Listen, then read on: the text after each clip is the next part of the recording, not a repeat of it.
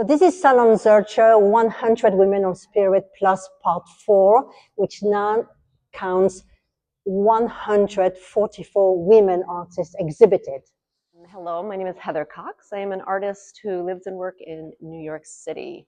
I'm a photographer and a sculptor, and this piece sequence is a new body of work from a body of work that I call rondelles. And rondelles is made up of basically photographs that have been cut into small circles and staples.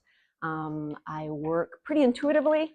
I cut things out fairly randomly, and these are all donated snapshots from the analog era. These are not digital. So back in the day when we got doubles and triples, and people have boxes of these, and they share them with me. So it's really a conglomeration. I think the piece is really about memory. It's about fragmentation. It's about forgetting, and how we glue this all together. And this piece was made specifically for this piece of Zürcher, for this location in Zürcher. Hi, my name is Suzanne Nagy. I am showing here 2 artworks of the 28 paintings, what I made in a simple visual language, focusing on the change world, industrial revolution, digital world. As you can see how the digital world is present in my work. So the idea is that I'm making a full paintings first, and then I slowly take away part of the meaning of the paintings, which means I erase the old history, and I am giving space to the new one, how they can crawl in, how can they represented in my changing world. I use primary colors in this particular series.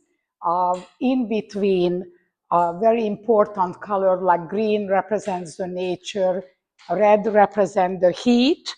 Hi, I'm Lisa Pressman, and I'm here in front of my my painting and a wall installation. The painting was a painting that I've worked on for about 2 years, and the wall installation is brand new work that has come from the studio. It consists of pieces that I like to think of as fragments, as remnants, as notes, as messages, as memories. Using things like burning paper and stitching, painting, ripping, and putting back together, deconstruction and reconstruction. I hope that the work has emotional and visual weight. Enchantment came early as I grew up on the water's edge and close to the woods. Fairy tales and mythologies kindled my imagination and anticipation of adventure. Drawing in the sand and collecting nature's treasures became my method of making and speaking in my own visual language. Age-old mysteries unfolded into personal narratives in my art forms then and still. I love collage and assemblage, which became a way of encoding lived experiences as I made, arranged, and painted patterns of discovery and responses to the social environment. I'm fascinated by surrealist combinations of objects and images, as well as Matisse colors and cutouts. Here, these votive boxes are intimate stage sets where female protagonists face challenges in their performances and question sacred and profane cultural forms. Art is my language. I cannot be silent. Painting is how I immerse myself in the space around me, its sights, sounds, and smells. I seek out qualities that feel particular to a place or a moment, and at the same time feel universal. The works in the show are typical of my images from my travels. In my studio, I use the nature of paint as an equal partner with memory, sketches, and photographs. The 2 oils show how I sometimes explore a single scene and how its parts interrelate. The watercolors show my other approach, which I overlap and juxtapose impressions gathered over the course of a day or visit. Both methods lead to an abstract distillation, a Shelley space, in which I discover more about the images and the process of perceiving. Basically, painting helps me make sense of the world. It also offers a window into my experience, and I hope invites others to explore further for themselves. My work is multisensory. It's very related to touch. This section of this large collage is from a medieval coat of arms on a wall in Siena. And this section is a floor, a mosaic in Italy. So, and this is a tree in Central Park with graffiti carvings. It's all handmade paper. I keep it rolled up in my refrigerator and then take it out when the moment is right, and I travel with it. This is from a pavement in the city with graffiti that got rained on, and I painted pulp back into it. And this is a pulp cast. All of my work comes from my U.S. Fulbright Scholar Grant, beginning in 2019 into the present, where I proposed to make my own work as tactile and multisensory as my low vision and blind students, who I teach at the Metropolitan Museum of Art. They've been coming and touching. Hi, my name is Heuser, and I'm interested in conveying basic human emotions, especially the sense of awe, whether it is earthbound or within the cosmic sphere above us.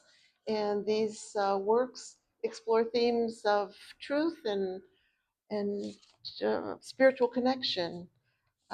In Expedition, I use a restrained line and minimal form to create a meditative atmosphere. The light emanating from the gold form appears to summon the receding waves towards a higher consciousness. In many ways, we become like seafarers looking for a destination.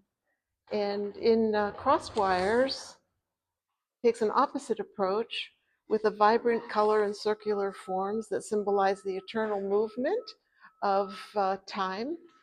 And the two dominant circles appear to be in conversation and trying to resolve the tension of the fractured lines here. And finally, they climb towards the apex, and the imagery opens up until the night sky.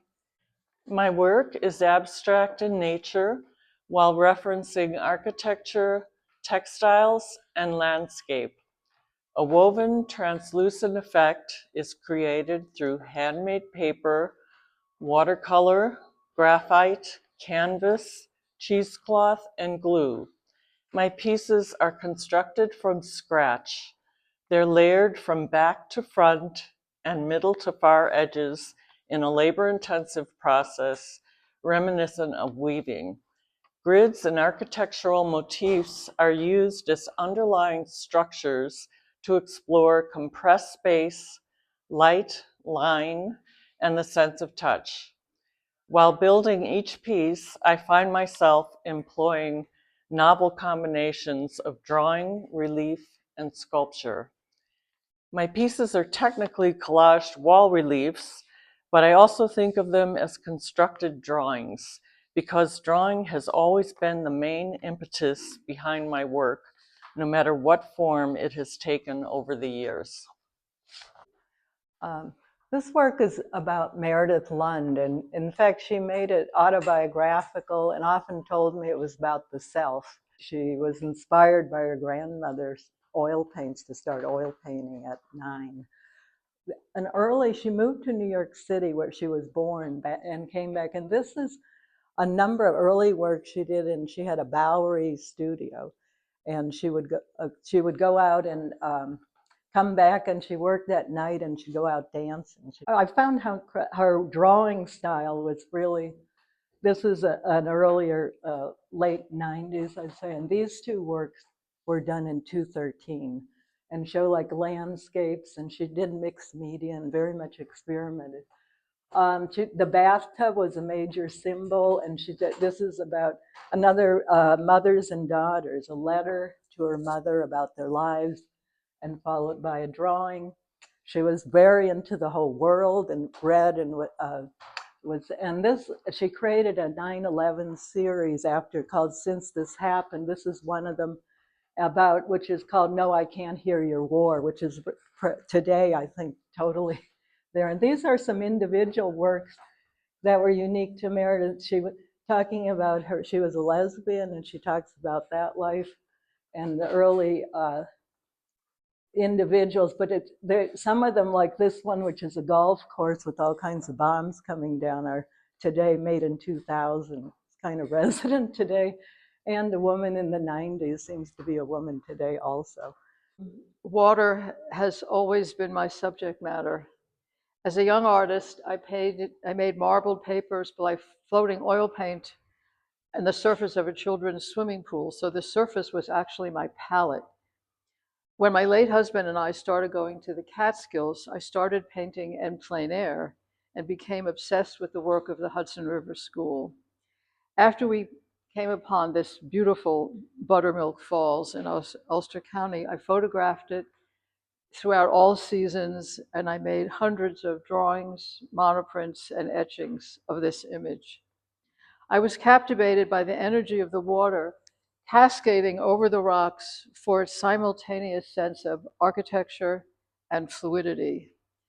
The notch in the mountain where the water begins its descent, flowing downwards towards the rocks with a diagonal tree, resonated with me as a female form, as if the notch represents the pelvic bone where the water descends.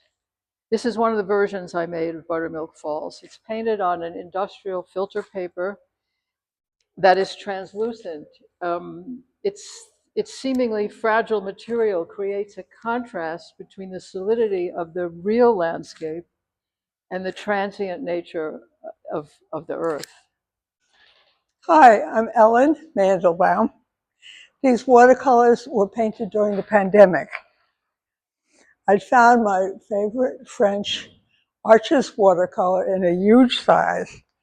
I would lay it out on the table and then paint in the largest gesture possible, as though reaching out to the whole world because we were so isolated. They say you can't change watercolor, but if I left it just the right amount wet, I could go over again and again. And I switched from a love of ultramarine to more of cobalt, slightly warmer, friendlier color. My major successful work is in stained glass in many buildings, including Marion Woods, a convent in Hartsdale in Lower Westchester, and the South Carolina Aquarium. I paint with light. This is a site-specific work made specially for this window. I relate it to the grid behind, and I love the idea of those trees reaching to the sky. So this is the tree in front of the trees.